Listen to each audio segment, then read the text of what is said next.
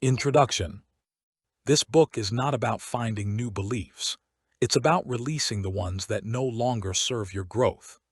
The Power of Unlearning, Volume 2 continues the journey that began in Volume 1, the journey of awakening, of peeling back layers of conditioning, and of rediscovering freedom beyond fear.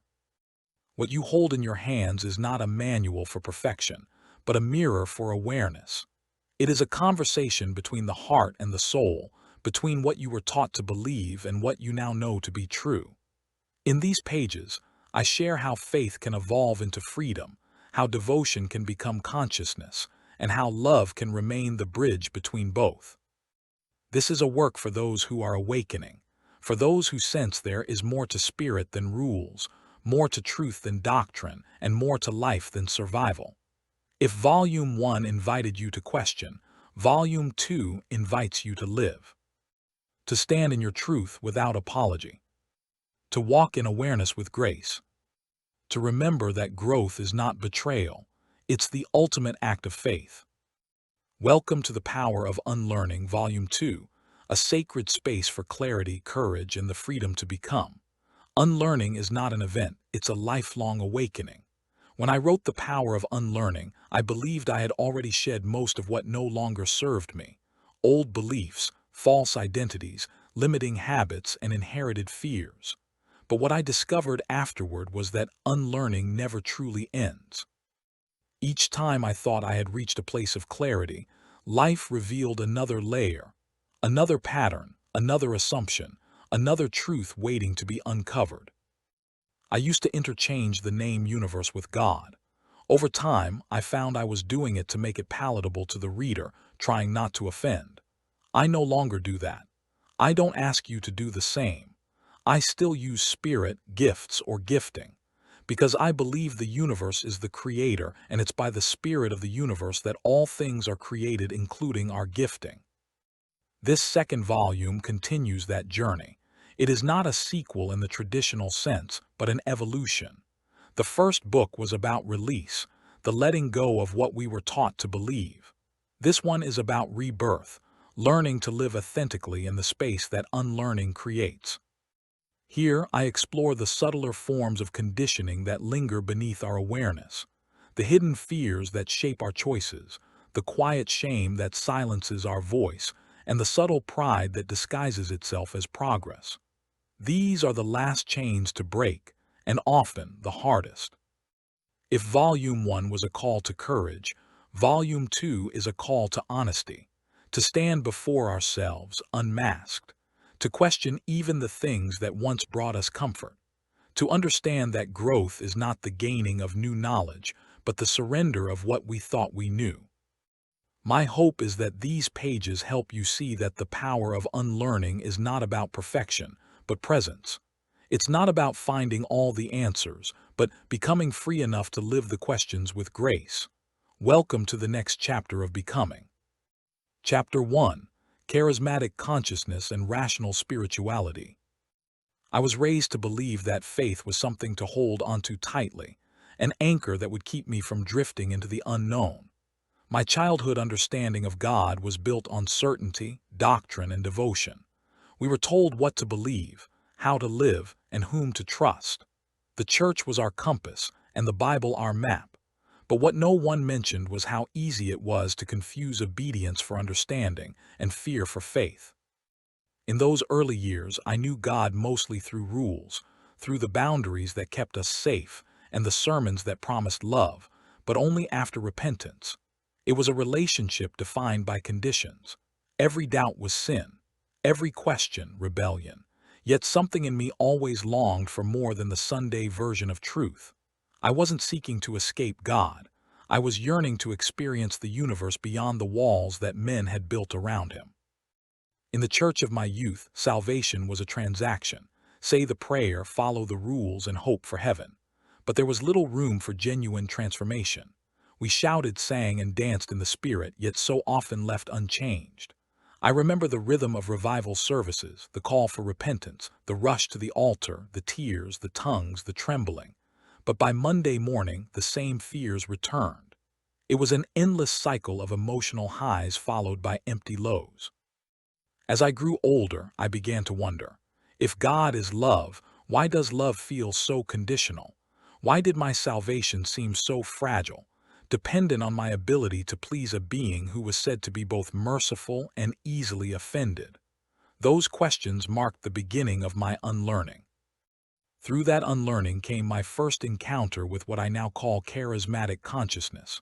It wasn't introduced by a preacher or a theologian, but by life itself, through moments of stillness, silence, and honest reflection.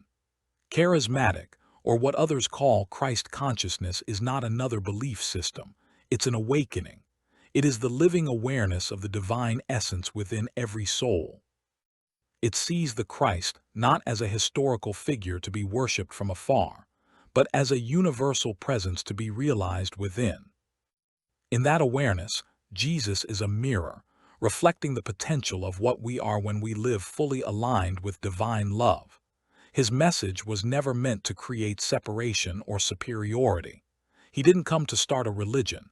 He came to reveal a consciousness.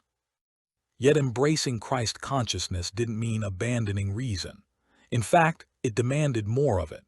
To awaken spiritually, I had to think critically, to question tradition, reinterpret or discard scripture, and reclaim my right to discern truth for myself. That's where rational spirituality emerged. Rational spirituality is not about overanalyzing the mystical. It's about grounding the mystical in reality. It honors logic without dismissing mystery. It allows us to explore the universe with both reverence and reason. It asks not that we choose between faith and intellect, but that we integrate them. The danger of religion is that it often teaches dependence. The gift of rational spirituality is that it teaches responsibility. It reminds us that revelation is not the property of prophets. It is the birthright of consciousness.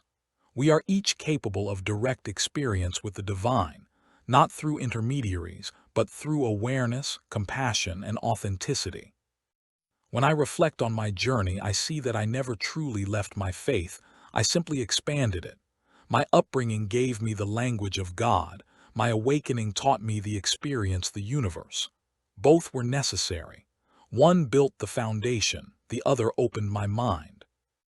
The bridge between them was love, pure, unconditional love.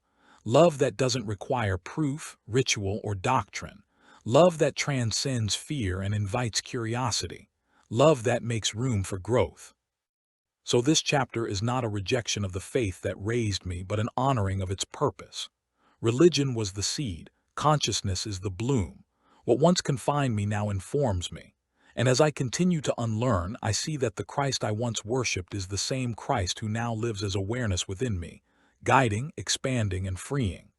That is the harmony between Christ consciousness and rational spirituality, to live a faith that thinks, and to think with a heart that loves. Through that unlearning came my first encounter with what I now call Christ consciousness, a term that, in my earlier writings, I referred to as charismatic consciousness. Over time, I've come to see these two as interchangeable. Both describe the same inner awakening, the moment when divine awareness begins to move freely within us. When I first experienced it, I didn't have language for what was happening. In the Pentecostal world I grew up in, we called it being filled with the Holy Ghost. It was passion, power, and presence all at once, a deep inner knowing that transcended intellect. Later, as my understanding matured, I recognized that this experience wasn't unique to any denomination or religious label. What I had felt in those early spirit-filled moments was the same energy that mystics and sages throughout history described in different terms. That realization helped me bridge the gap between religion and revelation. What I had once called charismatic, the outward expression of spirit through emotion, worship, and gifts, I now understood as Christ consciousness, the inward realization of spirit through awareness, love, and unity. They were not opposites but reflections of one truth seen from two perspectives, one external, one internal. In that light, charismatic consciousness was the doorway, and Christ consciousness the room I entered through it. The fire I once felt burning in church services was the same fire that later burned in the stillness of meditation. It was never about changing faiths. It was about deepening awareness. To live in Christ, or to live in charismatic consciousness, means to awaken to the divine energy that animates all things. It is the recognition that the spirit we once sought to summon has always been present within us. It transforms performance into presence, belief into being. That shift, moving from the emotional expressions of faith to the conscious embodiment of divine awareness, marked the beginning of my journey into rational spirituality, where the mystical and the logical could finally coexist in peace. As I moved deeper into awareness, I began to realize that awakening the spirit was only half the journey. The other half was learning how to anchor that awareness into a way of thinking and living that was steady, clear, and balanced. And all without getting saved, baptized, attendance, or cover charge. In my early church life, emotion was everything. The more you cried, shouted, danced, ran, or trembled, the more anointed you appeared. Our faith was measured by feeling. If you didn't feel the Spirit, something was wrong with your walk. But in time, I learned that true spirituality isn't defined by emotional intensity. It's defined by inner stability. The Spirit's presence doesn't always announce itself through fire. It often whispers through peace. That realization opened the path to what I now call rational spirituality. It is the meeting point of faith and intellect, intuition and discernment. Rational spirituality doesn't diminish the sacred, it refines it. It invites us to bring the same clarity to our beliefs that we bring to any other area of our lives. It's the process of asking, does this truth still align with love? Does this teaching still resonate with my soul's integrity? Rational spirituality gave me permission to think without guilt, to use my mind as a partner in spiritual growth, not an enemy of it. Where my religious upbringing taught me to lean not on my own understanding, I began to see that understanding itself is one of the universe's greatest gifts. To question is not to rebel. To question is to reach deeper into truth. This shift didn't lead me away from Christ. It led me through him, into the universal wisdom he embodied. Jesus never discouraged reason. He invited reflection. His parables were designed to awaken thought, not suppress it. His miracles were not spectacles for entertainment, but illustrations of higher law in motion.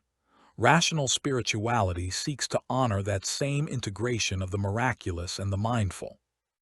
It asks us to see spirituality not as an escape from reality but as an expansion of it. It's a way of being that welcomes science and spirit, logic and love, head and heart. Where religion often divides these realms, rational spirituality unites them. It recognizes truth is not fragile. It can withstand investigation. In fact, the more you explore it, the stronger it becomes. In that sense, rational spirituality becomes a kind of spiritual maturity. The emotional highs of charismatic or Christ consciousness awaken us. The balanced awareness of rational spirituality sustains us. One opens the heart, the other steadies the mind. Together they create wholeness. Now I no longer fear the mind that questions, nor the spirit that feels.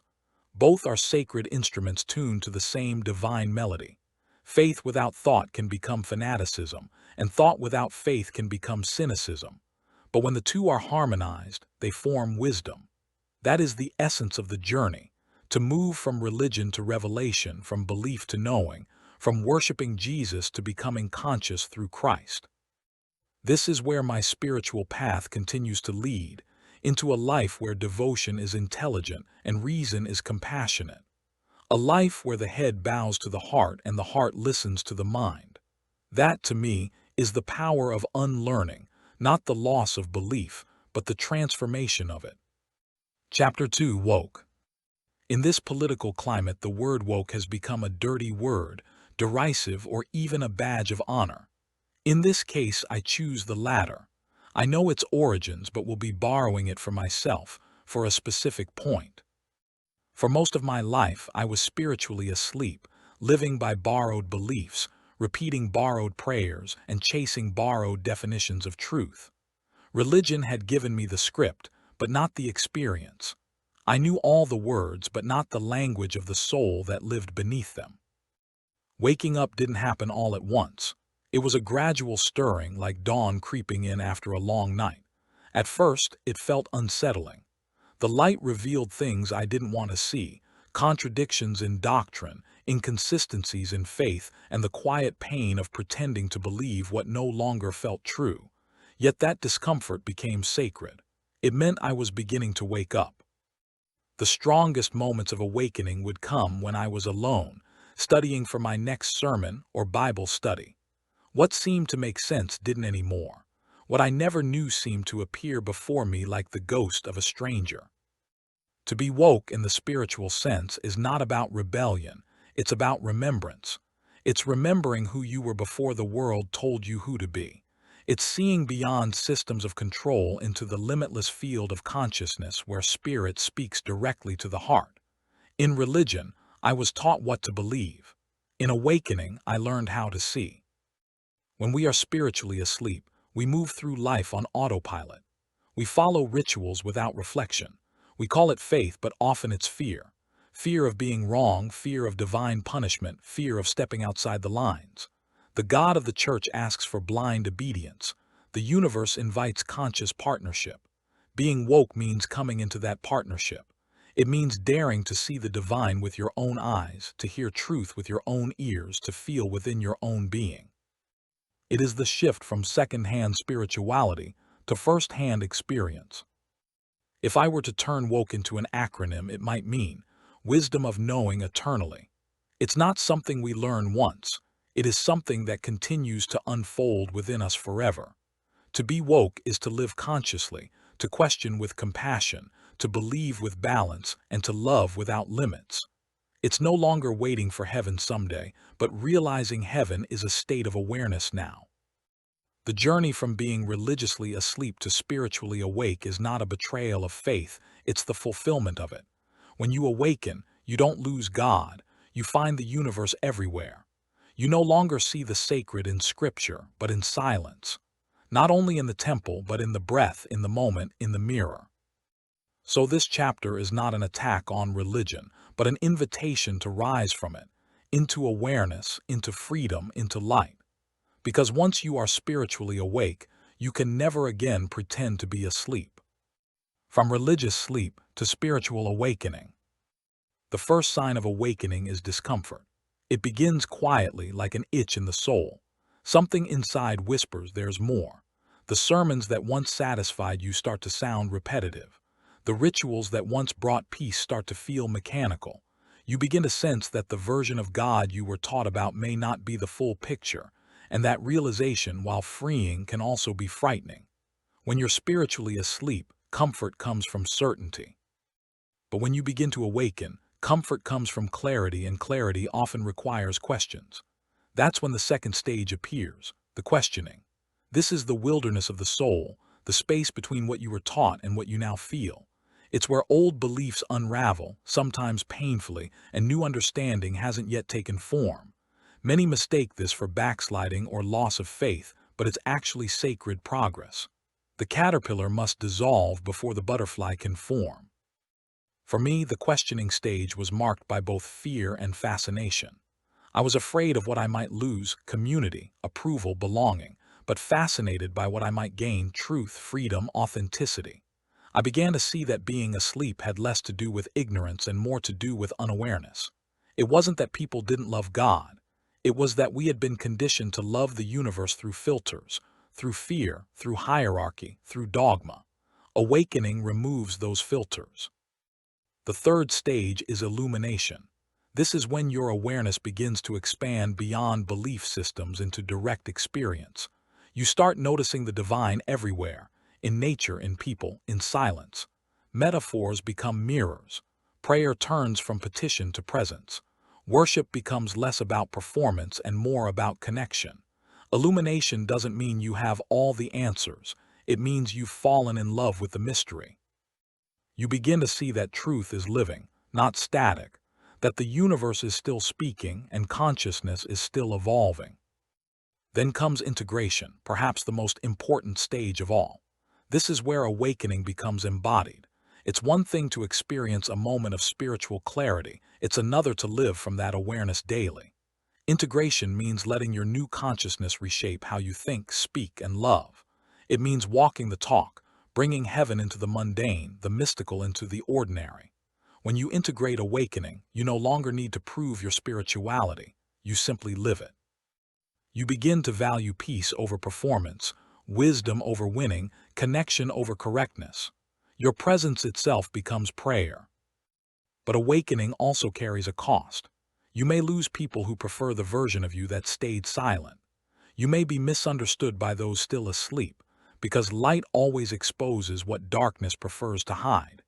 Yet you also find new companions, souls who recognize the same awakening within themselves. You begin to attract connection that feels deeper, conversations that nourish, and moments that feel sacred simply because you are present for them. To be spiritually woke is to live from awareness rather than assumption. It is to see that truth is not owned by any religion, any pastor, or any book. It is the living essence of consciousness itself. You no longer need to chase divine approval because you realize you were never separated from the universe to begin with. The religiously asleep live by belief, the spiritually awake live by being. One memorizes truth, the other becomes it. One waits for heaven, the other reveals it. That is the awakening, to realize that you are not merely a follower of light, but a vessel through which light expresses itself. Living awake. Living awake doesn't mean you reject everything you once believed. It means you see it differently. The stories, the scriptures, the songs, all still hold value, but now they serve as symbols rather than cages. You recognize their deeper meanings, instead of taking them only at face value. To live awake is to remain humble enough to keep learning and free enough to keep growing. It's understanding that awakening isn't an achievement, it's a state of continual awareness. You don't arrive at enlightenment. You return to it moment by moment, every time you choose love over fear, awareness over autopilot, truth over tradition. Being spiritually woke isn't about arrogance, it's about alignment. It's not claiming to have found all the answers. It's choosing to live in the question with grace and gratitude. When I look back, I realize I didn't outgrow my religion. I simply woke up within it and moved beyond it. I found the spirit that had been trying to reach me all along, hidden beneath layers of ritual, guilt, and fear. And in that waking, I didn't find a new God. I found a greater understanding of the universe, finally unveiled. Awakening doesn't make you better than others. It makes you more aware of yourself. The truly awakened don't boast of enlightenment. They embody humility, compassion, and quiet strength. They've seen both light and shadow within and learned to love them equally. When you are spiritually woke, you stop trying to escape the world and begin to engage it consciously. You see divinity in every encounter, wisdom in every challenge, and purpose in every pause. You no longer pray to reach heaven. You live to reveal it. The greatest miracle of awakening is not that we discover something new, but that we finally recognize what has been within us all along. The same spirit that spoke through prophets and poets, through scriptures and silence, speaks still, through us as us, when we are still enough to listen. To be woke is to remember that you are not separate from the universe, to remember that love was never lost, to remember that your awareness itself is the light of the world.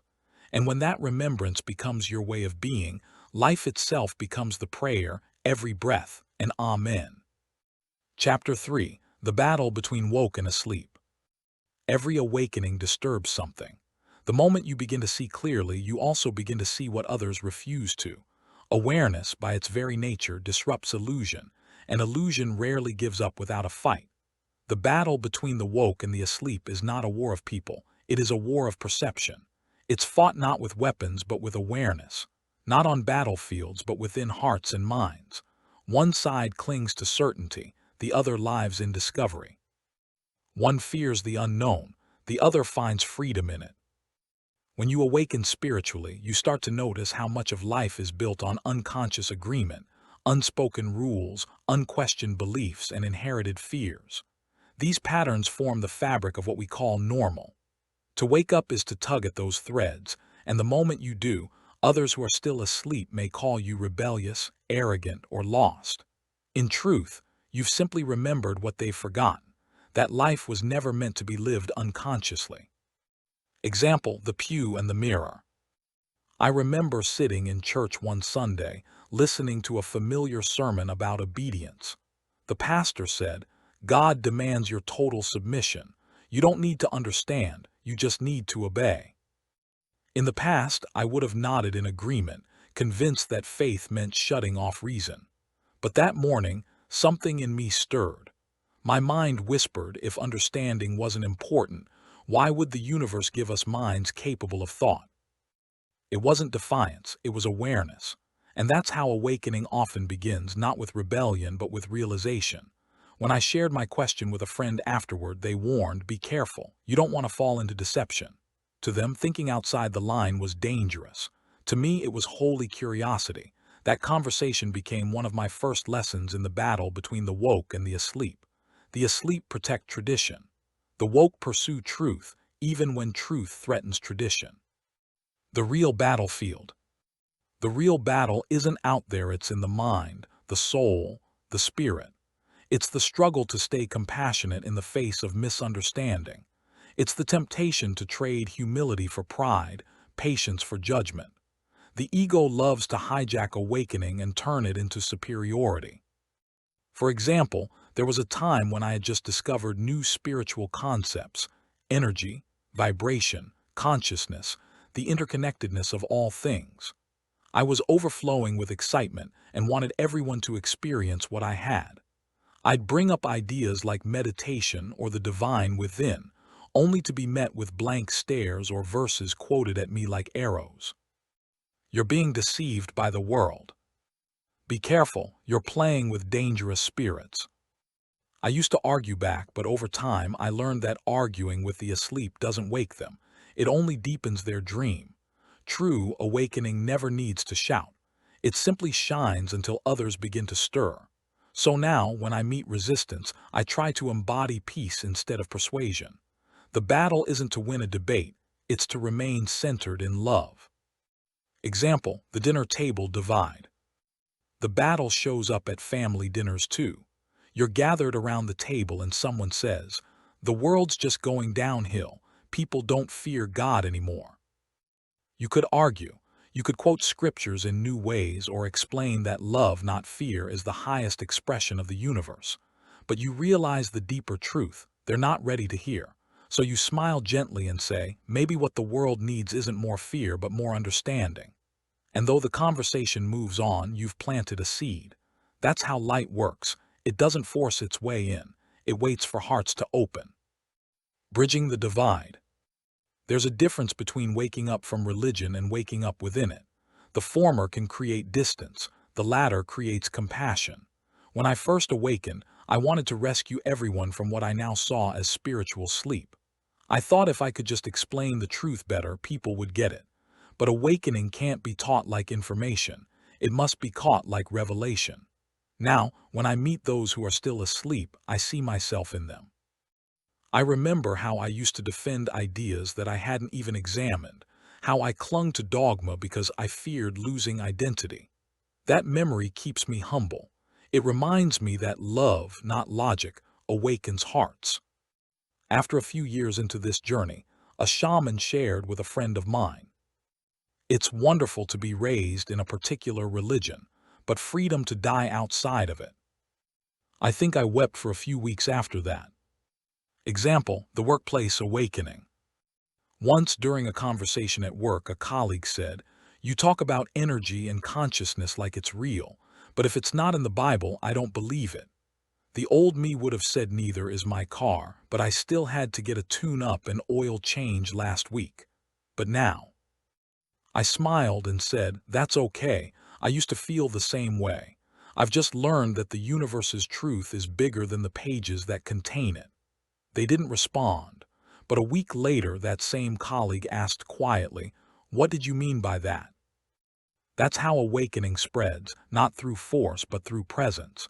You live the truth until curiosity outweighs fear, choosing peace in the midst of resistance. When you live awake, you often feel out of place. The conversations that once fed you now feel surface level. The songs you used to sing no longer fit your soul's key. You start craving authenticity over familiarity. But even as you outgrow old environments, you can honor what they gave you. You can bless the path that once held you, even as you walk beyond it.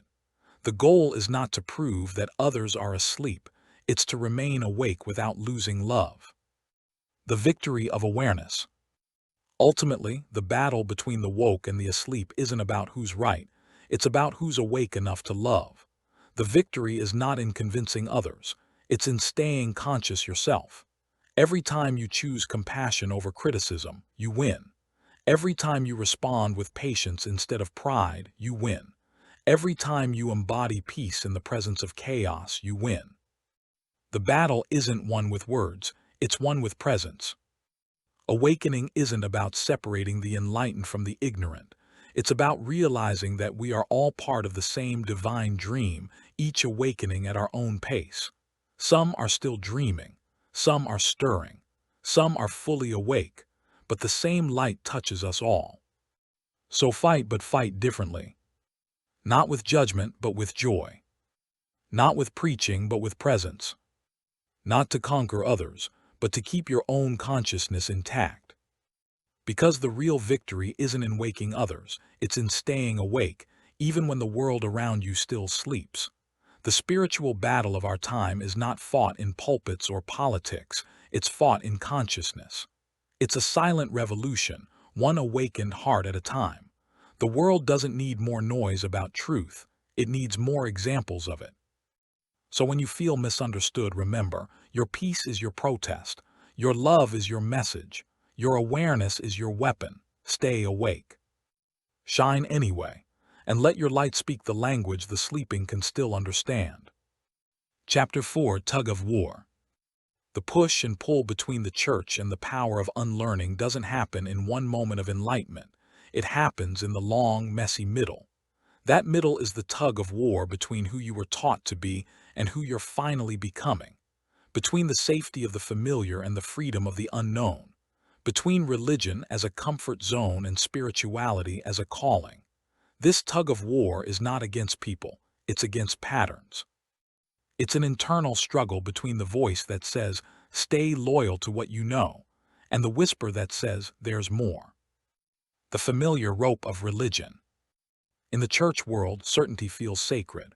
We're taught that stability equals faith and doubt equals danger. We sing songs about freedom while living in invisible cages of doctrine. We're told what to believe, how to think, and when to shout Amen. And for a time, that structure feels safe. It gives meaning, direction, and belonging. It tells us who we are in relation to the universe, the world, and each other. But then, something stirs. You start to see the strings that once held your comfort now tug at your spirit. One Sunday, you hear a sermon about how questioning is rebellion. Another week, someone prays over you to come back to the truth. You smile politely, but inside you know, you haven't left truth, you've simply stopped worshiping walls. That's when the tug begins. Example: the inner debate. You're sitting in service, listening to the familiar rhythms, hands raised, voices lifted. Part of you still feels the beauty of it, the innocence of devotion. Another part hears something else, the quiet voice that says, why does it feel like we're worshiping fear? You glance around. Everyone else seems at peace. So you argue silently with yourself. Maybe I'm overthinking this. Maybe I've changed. Or maybe I'm waking up. The mind tugs one way. The soul pulls another. That's the tension of transformation, faith colliding with freedom, when loyalty feels like loss. Leaving the church world, or even thinking differently within it, feels like betrayal. Not because you hate what you've been taught, but because you love it so deeply it hurts to outgrow it. Friends may distance themselves. Leaders may question your motives. And sometimes you question yourself. You think, am I deceived? Or have I finally opened my eyes? That's the power of conditioning. It doesn't just control your thoughts, it binds your emotions to them. But growth always comes with grief. You can't step into new light without mourning the comfort of old shadows. The push and pull in conversation. You try to explain your new understanding to someone from church. I don't see the universe as distant anymore. I see the universe as everything, within and without. They frown. That sounds like New Age stuff. Be careful, you're leaving the truth. And just like that, the rope tightens again. Part of you wants to retreat to stay in their good graces. But another part knows, if you stop pulling now, you'll never grow past the edge of fear. That's when you learn that sometimes love must stretch to survive. You can love your roots and still reach for the sky. The emotional tug, guilt versus grace. The greatest weapon of the church world isn't always control, it's guilt. It whispers, you owe your loyalty to the place that raised you. But grace whispers louder, you owe your truth to the light that calls you. The guilt says, if you leave, you'll fall away. Grace says, if you stay asleep, you'll never rise.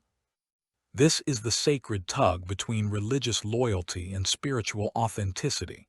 And the only way to win is not to pull harder, but to let go. When you stop pulling on the rope of approval, you realize the war was never about others. It was always about your willingness to trust your own awakening. Example, the first free Sunday. I'll never forget my first Sunday outside the church walls. No sermon, no choir, no altar call. Just me, the sound of the wind and the whisper of Spirit saying, now you can hear me without the echo. I didn't feel lost. I felt found. For the first time, my faith wasn't a performance, it was presence. That day, I realized that the tug of war had ended, not because one side won, but because I had released the rope entirely. Freedom isn't in choosing sides, it's in stepping off the battlefield. Why the church still matters. To unlearn doesn't mean to despise where you came from. The church world, for all its flaws, gave you the language of faith. It taught you discipline, reverence, community. Those lessons were scaffolding, necessary for a time. But scaffolding is meant to be removed once the structure stands on its own. But religion can never stand on its own, it's too flimsy. So honor what built you, even as you rebuild yourself. Forgive what hurt you, even as you heal beyond it. Bless the old world even as you walk into the new one, because the power of unlearning isn't destruction, it's evolution. Bridging, not breaking. Eventually, you stop seeing it as church versus consciousness. You begin to see the bridge, that what you learned about Christ can expand into Christ consciousness, that the Spirit you once worshipped from afar now breathes through you, that the same universe who was preached as above was quietly waiting to be discovered within. The tug of war transforms into a dance. You don't reject your past, you reinterpret it. You realize that the kingdom you were promised isn't coming to you, it's awakening through you. Every spiritual seeker must face this tug of war. The struggle is not a sign that you're wrong, it's proof that you're growing. The tension is how the soul stretches. When you finally release the rope, you don't fall, you rise. You rise into a wider faith, a deeper love, and a clearer awareness of who you've always been beneath the beliefs. And from that higher place, you can finally say, I didn't lose my faith, I simply unlearned my fear. Unlearning doesn't happen in one moment of enlightenment. It happens in the long, messy middle. That middle is the tug of war between who you were taught to be and who you're finally becoming, between the safety of the familiar and the freedom of the unknown, between religion as a comfort zone and spirituality as a calling. This tug of war is not against people, it's against patterns. It's an internal struggle between the voice that says, stay loyal to what you know, and the whisper that says, there's more. Chapter 5, Nothing to do but to do it. At some point, all the talking, thinking, and studying reach their limit. You realize that understanding doesn't equal transformation, embodiment does. It's one thing to read about freedom. It's another to live it when fear knocks at your door. It's one thing to speak of peace. It's another to stay calm when chaos unfolds around you. After the unlearning, after the tears and revelations, after the tug of war, comes this simple truth. There's nothing left to do but to do it. Knowing versus being. The spiritual journey begins in discovery and ends in embodiment. For a while, you read every book, watch every video, underline every profound quote. You collect wisdom like seashells, each one sparkling with insight. But one day you look around and realize you're still standing on the same shore. The shells don't change you unless you let their meaning sink in. That's when the mind quiets and the soul whispers, "You already know enough. Now live what you know." The power of unlearning was never about gaining new information. It was about creating inner space for transformation. You can't think your way into awakening. You must live your way into it. Example, the mirror moment. I once spent hours meditating, journaling, asking spirit for direction. I wanted clarity about my purpose. I wanted to know what came next. After a long silence, I looked into the mirror and heard these words rise from somewhere deep within. "What you're asking me to do through you, you haven't yet allowed me to do as you." That was the turning point. I realized I had been waiting for divine confirmation when the confirmation was my very existence. There was nothing mystical to wait for, only a life to be lived consciously. Sometimes spirituality disguises procrastination. In the churches I came from, we called it waiting on God, but really, we're waiting on the courage to act. Faith in motion. Church taught me to pray and wait. Consciousness taught me to pray while moving. When you're awake, faith is not about waiting for signs, it's about becoming one. Every inspired idea, every pull of intuition, every small whisper of "go there" or "say this" is spirit inviting you to participate in creation. The power of unlearning prepares you for this. A life where spirituality is not a theory but a daily practice of presence.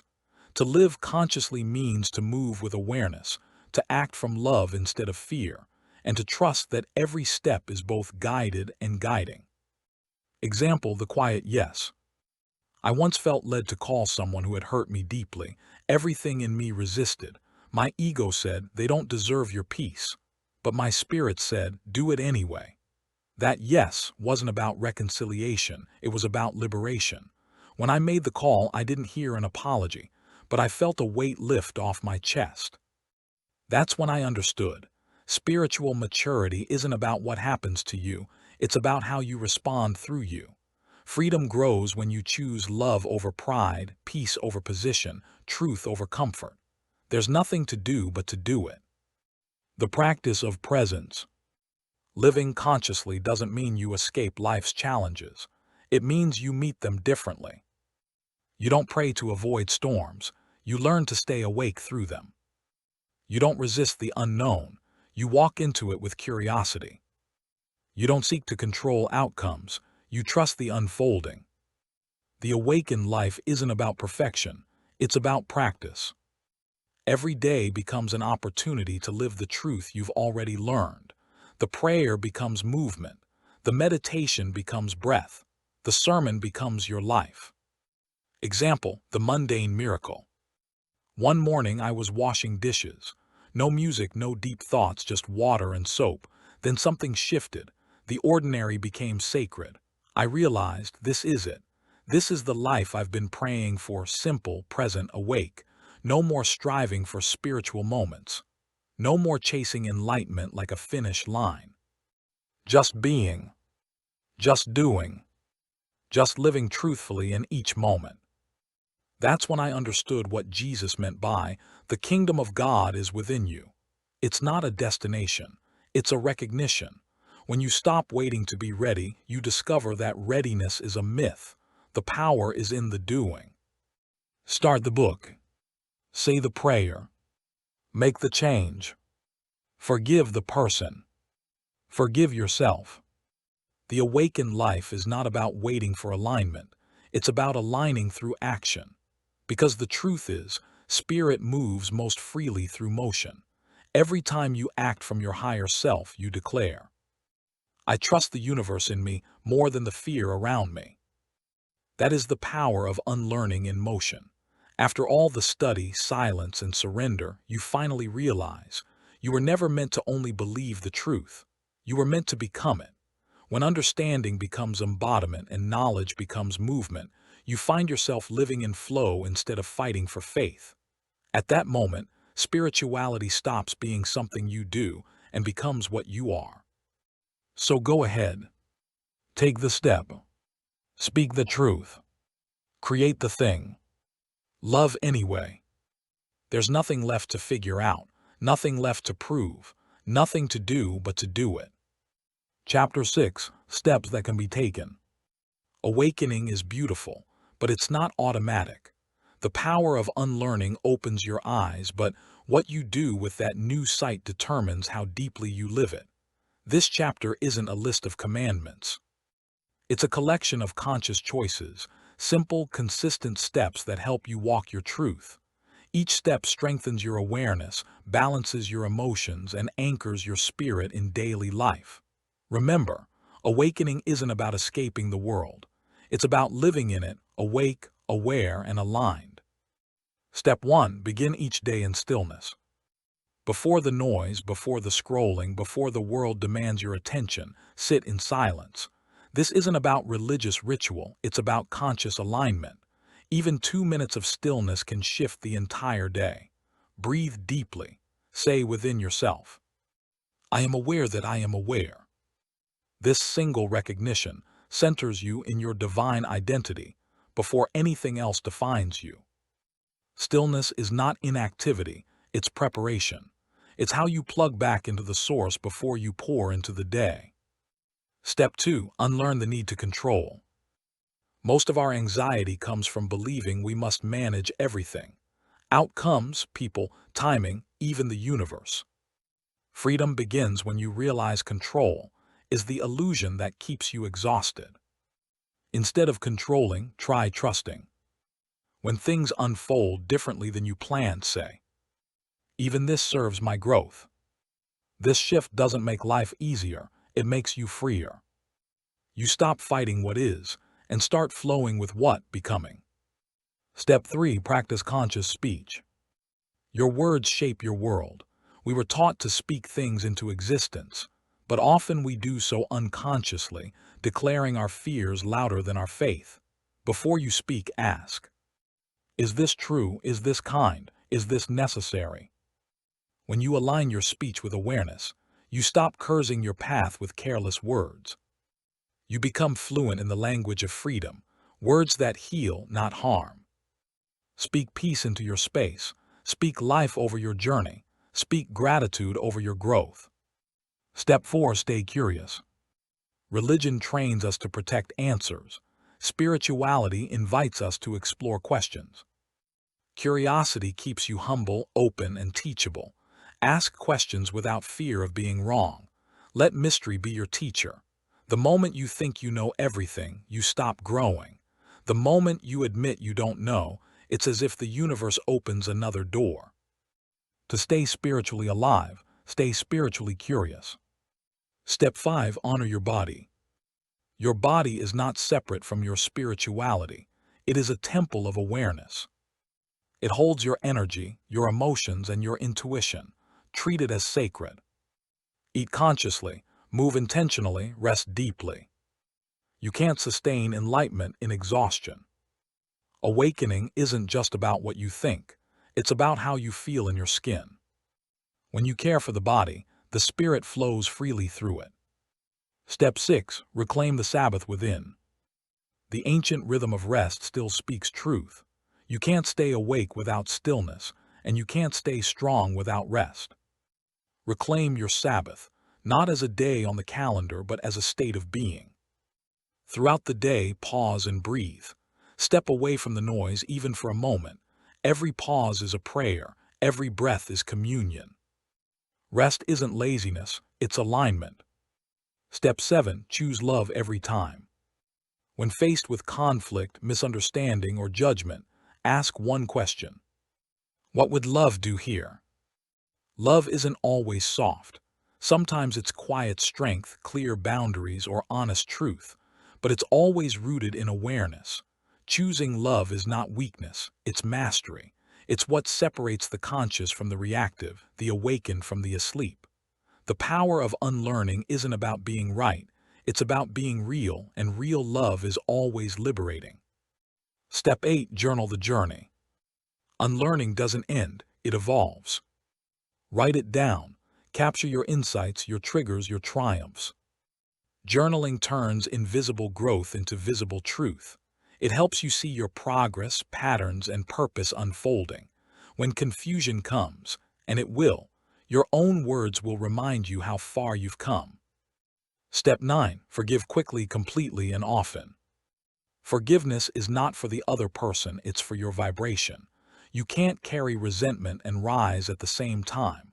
Let go not because they deserve it, but because you do. Forgive yourself for the years spent asleep. Forgive others for not understanding your awakening. Forgive life for the pain that became your teacher. Each act of forgiveness lightens the soul and clears the path forward. Step 10. Keep moving forward. There will be days when you question everything again. Days when your old self calls you back. Days when the world doesn't understand your peace. Keep walking, keep living, keep unlearning. The goal is not perfection, it's progress. Even when you feel stuck, awareness is still working quietly beneath the surface. Remember, the steps don't need to be big, they just need to be consistent. One conscious step each day keeps you in motion with the rhythm of awakening. There is no finish line to awakening, only deeper levels of awareness.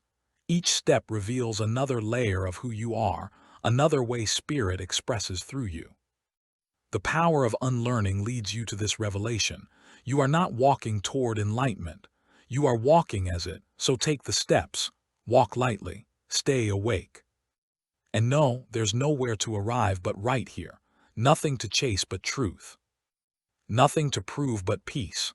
Nothing to do but to do it, one awakened step at a time. Chapter 7. I've come too far to look back.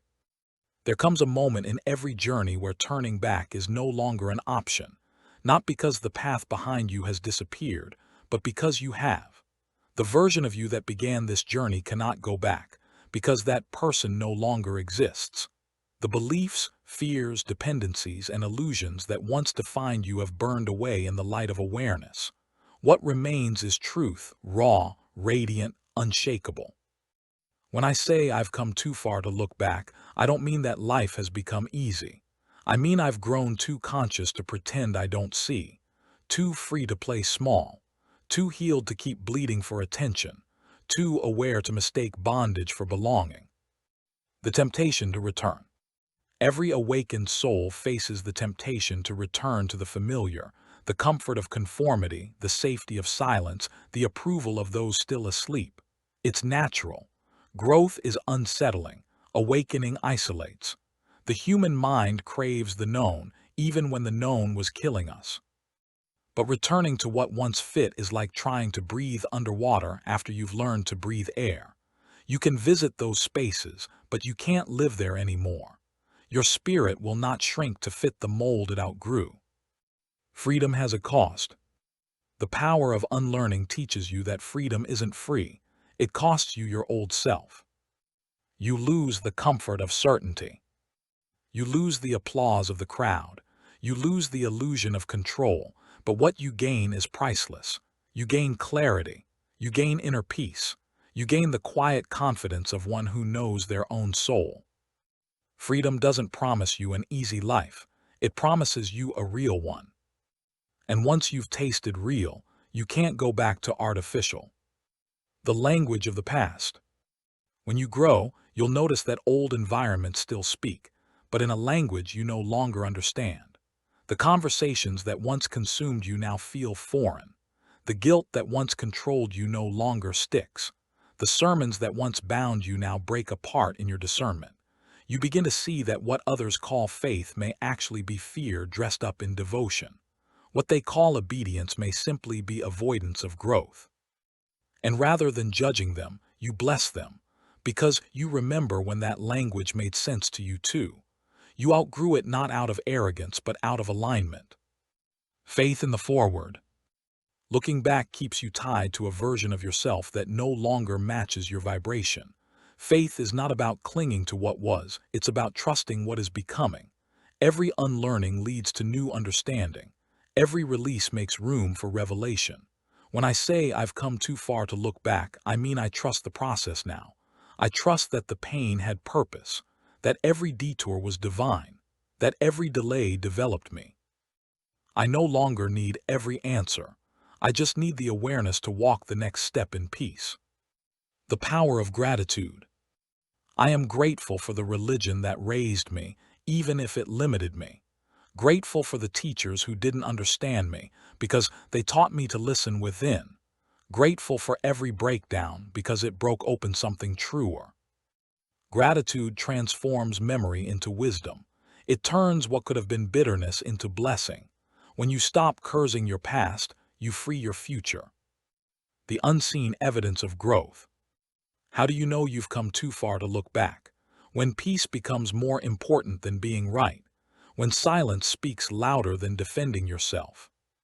When you choose understanding over reaction. When your heart opens instead of hardens. Growth doesn't always announce itself. Sometimes it whispers. It's in how you respond to what used to trigger you. It's in how you breathe before speaking. It's in how you let go without anger. That's the power of transformation. It doesn't just change what you know, it changes who you are. Eyes forward, heart open. You don't have to prove your progress to anyone. You don't owe explanations for your awakening. Your life is your testimony. Your peace is your proof. Keep walking, keep trusting, keep expanding. The same spirit that called you out of the old will carry you into the new. And though you may sometimes glance back, do it only to bless the ground that taught you to walk. Because you've come too far, not just in distance, but in consciousness. Too far in healing, too far in peace, too far in truth. There is no reward in returning to smallness. There is only the joy of forward motion, the calm of alignment, the quiet song of freedom. You've come through the battle between belief and awareness. You've wrestled with religion and reason. You've stood in the tension between the familiar and the free. Now you stand tall in truth, not because life is perfect, but because you are present. You've unlearned enough to know this. Freedom is not a destination.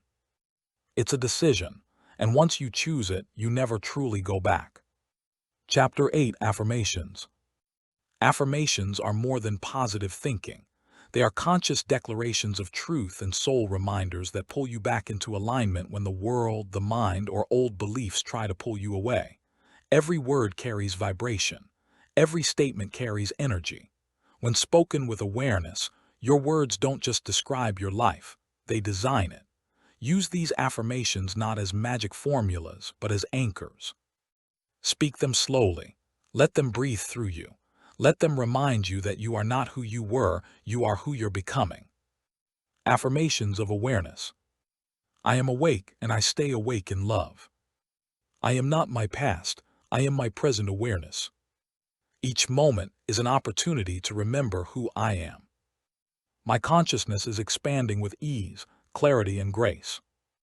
I walk in awareness, free from fear and illusion. Every breath I take is a reconnection to truth. I no longer seek to escape the world, I awaken within it. I am both the observer and the observed, whole, aware, and at peace. Affirmations of freedom. I am free from the need to please others. I am free from the chains of guilt and shame. I am free from the belief that I must earn love. I am free to live, to speak, to be, unapologetically. I am free to trust the process of my evolution. I am no longer controlled by fear of rejection or misunderstanding. I release the weight of expectations and embrace the lightness of truth. Freedom is not something I chase, it is something I choose. Affirmations of healing. I bless the past for what it taught me and release it in peace. Every wound has become wisdom. I am no longer angry at my teachers. I am grateful for my lessons. I forgive myself for who I thought I had to be. Healing is not an event, it is my lifestyle. My body, mind, and spirit are in harmony with divine order. Peace flows through me with every breath. I am whole, even as I continue to evolve. Affirmations of faith and flow. I trust the divine rhythm of my life. What is for me cannot miss me. I no longer force, I flow. I am guided by wisdom deeper than understanding. I rest in divine timing, knowing all things unfold for my highest good. I am never behind. I am always right on time. The same power that awakened me sustains me. My faith is not blind, it is conscious trust. Affirmations of purpose and power. I was created on purpose, with purpose for purpose. My presence is my power. I am a vessel of peace, creativity, and divine expression. My gifts serve humanity and honor spirit. I am not small, I am sacred. I speak truth without fear and love without limits. I move with confidence because my purpose is clear. My life itself is a message of freedom and awakening. Affirmations of love. I am love in form, learning to love in motion. I give love freely and receive it without resistance. I see the divine in everyone I meet, even when they don't see it in themselves. Love leads me, teaches me, and completes me. I release judgment and choose compassion. I am safe to love, safe to be loved, safe to expand. My love heals silently, deeply, endlessly. Love is not something I do, it's what I am. Affirmations of continuation. I have come too far to look back. I am not finished, I am unfolding. Every ending is a new beginning dressed in disguise. I am forever becoming more of who I already am. The power of unlearning is alive within me. Each day I live more freely, more fully, more truthfully. I am the evolution of everything that has ever tried to hold me down. I am the evidence of awakening and the embodiment of peace. Closing meditation. Breathe in truth. Breathe out fear. Whisper softly, I am free, I am whole, I am awake. Pause. Let those words sink into your heart. You have unlearned much, you have remembered more. And now you stand not as a seeker, but as an embodiment of what you sought. Nothing more to prove. Nothing more to fix. Nothing more to find. Only to live. Awake, aware, and free. Chapter 9. Strike up the gland. There's a sacred mystery hidden deep within the center of your brain, a small, pinecone-shaped gland that has fascinated scientists, mystics, and philosophers for centuries. The pineal gland, though no larger than a grain of rice, is one of the most extraordinary organs in the human body. It sits quietly between the hemispheres of the brain, yet it governs some of the most profound aspects of our physical, emotional, and spiritual lives. The ancients knew something modern science is only beginning to rediscover. This tiny gland is more than a biological curiosity. It is a doorway, a living bridge between the material and the spiritual. The science of the sacred. From a scientific perspective, the pineal gland regulates our circadian rhythms, the body's internal clock. It produces melatonin, a hormone that governs our sleep-wake cycles and affects our mood, immune function, and cellular repair. When night falls, the pineal releases melatonin in response to darkness. When daylight comes, the production slows. But the pineal's role extends beyond the rhythm of rest. Within its cells are tiny crystals of calcite, structures remarkably similar to those found in quartz. Some researchers believe these crystals possess piezoelectric properties, meaning they can convert mechanical pressure into electrical energy. In essence, the pineal gland is both a biological and energetic receptor, capable of translating subtle vibrations into signals the brain can interpret. Dr. Rick Strassman, who explored the pineal gland in his studies on DMT, dimethyltryptamine, referred to it as the spirit molecule. DMT is a naturally occurring compound that, when released, can induce vivid, transcendent experiences, moments of expanded awareness that often feel more real than waking life itself. Whether the pineal is the primary source of DMT or one of several, its association with altered states of consciousness remains compelling. So while science frames the pineal gland as a regulator of biological rhythms, Spirituality sees it as a transmitter or a receptor tuned to higher frequencies of existence. The third eye and the divine connection. When awakened, this eye perceives subtle realities, intuition, divine guidance, and cosmic unity. It becomes a lens through which the soul recognizes its oneness with the universe. To open the pineal gland is not to see with the eyes of the body, but with the eyes of the spirit. It's an awakening, a realization that you were never separate from the source at all.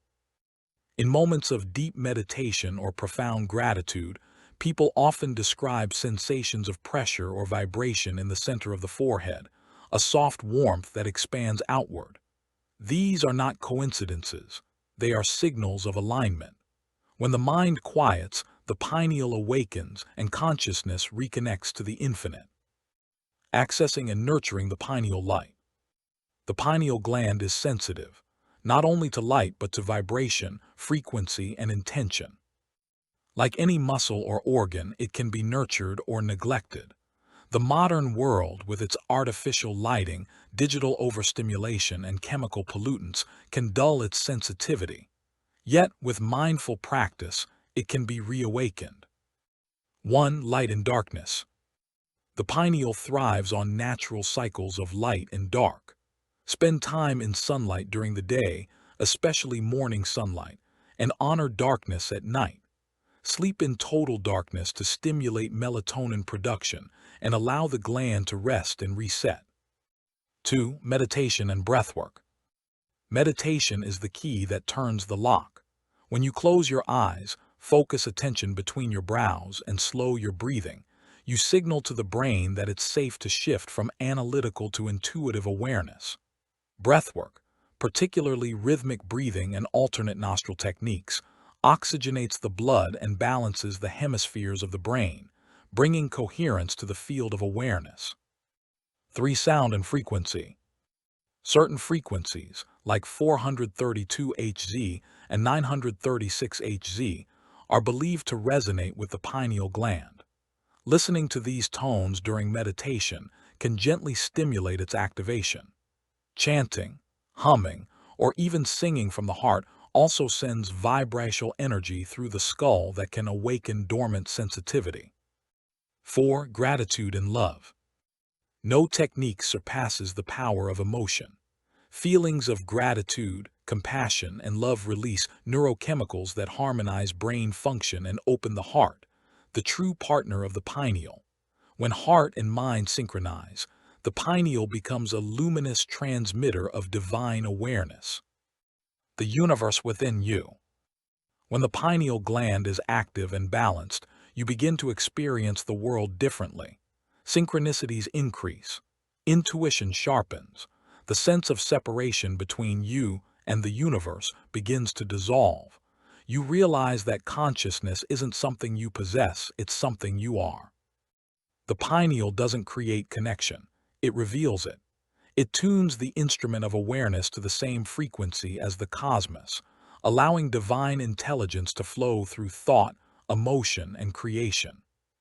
The more you trust this connection, the stronger it becomes. Life begins to speak through symbols, timing, and effortless knowing. The pineal is the receiver, but the signal, the source, has always been there, waiting for you to listen. Reflective practice, opening the inner eye. Find stillness. Sit quietly with your spine straight. Close your eyes and bring your focus to the space between your eyebrows, your inner eye. Breathe deeply. Inhale slowly through your nose for 4 counts, hold for 4, exhale for 4. Let your breath become a rhythm of calm awareness. Visualize light. Imagine a radiant indigo or violet light glowing within the center of your forehead. With each breath, see it expanding, warm, peaceful, alive. Feel gratitude. Let your heart open as you silently affirm, I am one with the source. The light within me is the light of the universe. Listen, spend a few moments in quiet awareness. Notice any sensations, images, or feelings that arise. This is your connection, your inner knowing awakening. Closing thought. The pineal gland is a divine instrument, crafted not only to mark the passage of days and nights, but to awaken the timeless within us. When we care for it, listen to it, and honor it, we align our biology with our divinity. So awaken your inner light, for the same spark that ignites the stars also resides within you. Across ancient cultures, from Egypt to India to the Andes, the pineal gland has been revered as the third eye. The Egyptians carved it into the eye of Ra and the eye of Horus. The Hindus called it Ajna, the center of intuition and divine vision. It represents our inner sight, the perception that transcends the limits of physical vision. Yet beyond its symbolism, the pineal gland serves as a living antenna, a biological interface between the human spirit and the divine mind. When Scripture says, "The light of the body is the eye, if therefore thine eye be single, thy whole body shall be full of light," it is more than poetic metaphor. It describes a spiritual technology, an awakening of the inner eye that allows divine communication to flow freely through us. When your pineal gland is active and balanced, it becomes a receiver of subtle spiritual frequencies, a translator between heaven and earth. Just as a radio must be tuned to the correct frequency to receive a signal, your consciousness must be clear and coherent for divine messages to be heard. The universe is always broadcasting. The question is whether we're tuned in. The pineal is the tuning dial. When we pray, meditate, or enter deep states of stillness, brainwave activity shifts from the busy frequencies of the waking mind into slower, more resonant rhythms, alpha, theta, and delta. In those states, the pineal gland begins to pulsate with subtle electromagnetic activity, harmonizing the nervous system and aligning the heart's magnetic field with the brain's electrical field. In that coherence, the soul becomes a vessel for divine thought. It is then that inspiration, intuition, and revelation flow easily, not as ideas we create, but as wisdom we receive. The universe does not need language to speak. The pineal translates divine frequency into awareness. It may come as a sudden knowing, a flash of peace, a vivid dream, or a deep inner assurance. The conversation with the universe is not always verbal. It is vibrational, intuitive, felt in the silence between thoughts. In truth, the pineal gland does not connect us to the universe, for we were never disconnected. It simply awakens our perception of what has always been present. It clears the static, amplifies the signal, and allows us to remember our oneness with the source. Imagine the pineal as a spiritual satellite dish, constantly facing upward, scanning the heavens for divine signal. When calcified by stress, fear, toxins, or disbelief, it becomes clouded, unable to transmit clearly. But when purified through light, love, and truth, it shines like a crystal lens, catching the light of the infinite and reflecting it through the human soul. Every moment you spend in gratitude, stillness, and love repolarizes this inner instrument. The light of awareness brightens. Divine communication becomes clearer. You begin to sense that guidance is not something that comes to you, it flows through you. The voice of God is not a thunderous sound from the heavens. It is the quiet resonance of your own awakened being. In this way, the pineal gland is the bridge, the meeting point of spirit and matter, heaven and earth, human and divine. When it is open and healthy, it becomes the portal of communion through which the universe speaks, not as an external deity, but as the eternal presence breathing within you. Chapter 10, Letter to the Reader and Those from My Past. Some have said I've lost it. Others have said I'm simply lost. The truth is I've never been happier or more focused in my life. My theology and my philosophies have changed a great deal. Therefore, I have changed right along with them. I have no problem with change. In fact, I welcome it. Change is the language of growth, and growth is the rhythm of the spirit. But to those bold enough to cast judgment on me or the changes I've made, I ask this. Are you really worried about me changing, or just upset that the changes aren't convenient for you? Either way, I lovingly encourage you to get over it. Many have worried about my feelings toward the church, and by extension, toward God. I understand. My issues with the institution of the church do not negate the existence of the God of the church. What I want to do is inspire change within individuals. At first I wondered if my frustrations were exaggerated. I examined my heart, questioned my motives, and checked for bitterness. After years of honest inventory, I stepped back and observed. What I discovered was unsettling. What the church projects itself to be and what it actually is are as different as metal and toilet paper. Years of tradition have convinced the church that its relevance is strong as steel, when in many ways its structure has become fragile as toilet paper. My conclusions. I will no longer place myself under the covering of individuals who claim to love, yet seek to control through threats of devils, demons, and hell. Even the most well-intentioned leaders may resort to life and death, intimidation if they sense someone is about to leave. In their world, leaving often constitutes both a divorce and eternal damnation. I believe most intentions begin pure but dissolve under the heavy strain of performance and the endless machinery of ministry. I will not again be fooled into believing that anyone, except myself, holds responsibility for my spiritual well-being. In this age of information, the self-help function of the church has long been outdated. Church attendance is not required to maintain charismatic consciousness, rational spirituality, and relationship with the universe. For many, it has become a hindrance rather than a help.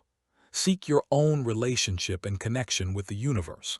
The church and even its instruction book, the Bible, are not the only answers to your journey. You are. And remember this, just because someone holds a title in the church does not mean they are your leader. Respect is earned, not demanded, and leadership without love is not leadership at all. This isn't rebellion, it's revelation. It's the power of unlearning the courage to step out of inherited systems and into personal truth. So if my path makes some uncomfortable, that's all right. I didn't write this to make anyone comfortable. I wrote it to make people conscious. I feel I need to clarify some things. I know people read my writings through their own experiences and filters. I've tried to explain how I feel and what I've come to believe. In people's attempts to reach out, they've assumed I changed direction because I was hurt, disillusioned, or somehow led astray. Yes, I've been hurt. When I talk about the organization I was raised in, I don't sugarcoat it. I clearly got the short end of the stick and was the target of terrible actions. Yes, I've been disillusioned. People have let me down both directly and indirectly. Led astray? Nope, not even close. I believe many of you reading this have been through one or more of those situations. But none of those things caused me to think for myself or to journey into consciousness away from the church. This exploration was many things, but easy was not one of them. With expansion comes pain. That's why few tread into the unknown. One thing I've taken with me is pride in who I am, and the courage to stand in the face of any obstacle and conquer it. If that's a sore spot for some of you, then you shouldn't have instilled it in me. In other words, get over yourself. The ministry in me is still active, vital, and reaching. I will never stop reaching for the hurting, the disenfranchised, the marginalized, or the brokenhearted. I haven't stopped looking to the universe, charismatic consciousness, and rational spirituality. I am not blind, in fact, my eyes are finally open, and I'm more awake than I've ever been. This is who I am. It will not change, nor does it have to. Let's go deeper. With love as always. Rev. J. Scott Manning-Redmond. Reverend Scott Manning-Redmond currently resides in Cincinnati, Ohio. He is a son, brother, husband, 34 years, a fur baby daddy. Our little Shih Tzu, Carson, charismatic consciousness leader, author, spiritual advisor, motivational speaker, mentor, preacher, teacher, LGBT plus community activist, recording artist, and founder of Spiritual Awakenings, Inc. Other titles by Rev. Scott. 1. A Voice in the Chorus. 2. Are Your Eyes Still Brown? Autobiography. 3. In His Own Image, A Story of Authenticity. 4. The Affirming Church Reference Manual. 5. The Power of Unlearning, Volume 1. And now, 6. The Power of Unlearning, Volume 2.